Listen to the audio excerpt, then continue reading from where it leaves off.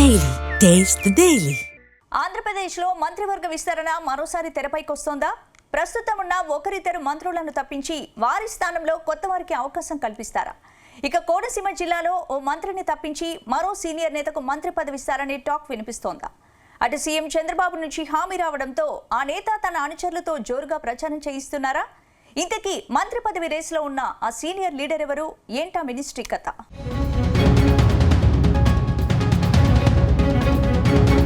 ఆంధ్రప్రదేశ్లో మరోసారి మంత్రివర్గ విస్తరణపై ప్రచారం ఊపందుకుంది. త్వరలోనే సీఎం చంద్రబాబు మంత్రివర్గాన్ని విస్తరించేందుకు రెడీ అవుతున్నట్టు తెలుస్తుంది. కొద్ది రోజులుగా మంత్రుల పనితీరు మార్చుకోవాలంటూ కొందరు మంత్రులను సీఎం చంద్రబాబు హెచ్చరించారు. అయినప్పటికీ మంత్రుల తీరు మారడం లేదు. ఈ నేపథ్యంలో కొందరు మంత్రులను తప్పించి వారి స్థానంలో సీనియర్లను కేబినెట్లోకి తీసుకోవాలని సీఎం చంద్రబాబు నిర్ణయించుకున్నట్టు తెలుస్తుంది. త్వరలో జరిగే విస్తరణలో ప్రస్తుతం మంత్రి వాసంశెట్టి సుభాష్ ను తప్పించి ఆయన స్థానంలో సీనియర్ నేత పితాని సత్యనారాయణకు మంత్రివర్గంలో చోటు దక్కవచ్చని ప్రచారం జరుగుతుంది.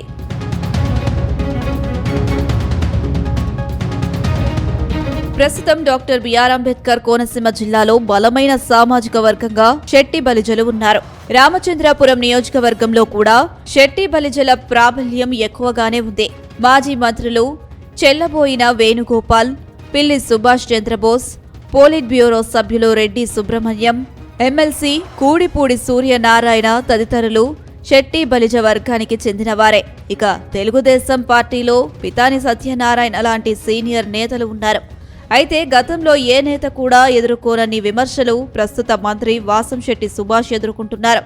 అటు ప్రభుత్వం అమలు చేస్తున్న పథకాలను ప్రజల్లోకి తీసుకెళ్లడంలో ఆయన పూర్తిగా విఫలమయ్యారని ప్రచారం జరుగుతుంది.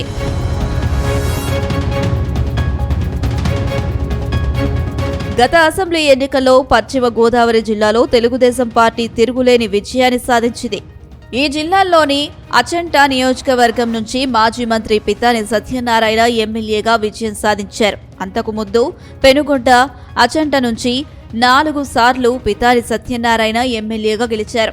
2 సార్లు మంత్రి పదవిని దక్కించుకున్నారు.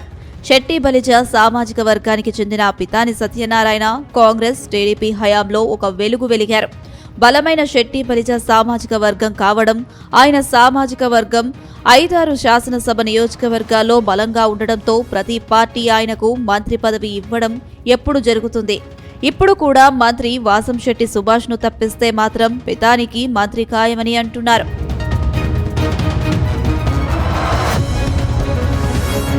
అందుకే మాజీ మంత్రి పితాని సత్యనారాయణ తనకు మంత్రి ఖాయమని ప్రచారం చేసుకుంటున్నారట. తన అనుచరులతోనూ ఇదే విషయాన్ని చెబుతున్నారట. ఎందుకంటే పితాని పశ్చిమ గోదావరి జిల్లాలో ఒక సామాజిక వర్గానికి బలమైన నేతగా ఉండడమే కాదు, ఆయన వెంటే లక్కు ఉంటుందని అందరూ భావిస్తారు. పార్టీ మారినా అధికారంలోకి రావడమే కాకుండా మంత్రి పదవి కూడా ఇంటికి వచ్చి తలుపు తడుతుందని ఆయన అనుచరులు భావిస్తారు. ఆయన ఉన్న పార్టీ అధికారంలోకి వస్తే చాలు, తమ నేతకు మంత్రి పదవి గ్యారెంటీ అని అనుచరులు విశ్వసిస్తారని తెలుస్తుంది. కానీ ఈసారి మాత్రమే పితానికి మంత్రి పదవి దక్కకుండా పోయిందని అనుచరులు చెబుతున్నారు.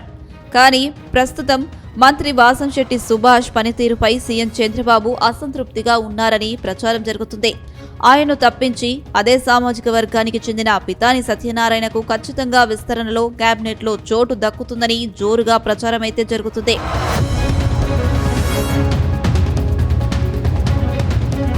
మొత్తం మీద సీఎం చంద్రబాబు వాసంశెట్టి సుభాష్ తీరుపై అసంతృప్తితో ఉన్నారనే చర్చ జరుగుతుంది. అయితే ఆయన్ను తప్పించి సీనియర్ నేతగా ఉన్న పితానికి అవకాశం ఇస్తారని తెలుస్తుంది. అయితే పశ్చిమ గోదావరి జిల్లాలో మంచి పట్టున్న నేతగా పితానికి మంత్రి పదవి ఇస్తారా, వాసంశెట్టిని కొనసాగిస్తారా అనేది తెలియాలంటే మాత్రం కొద్ది రోజులు ఆగాల్సిందే.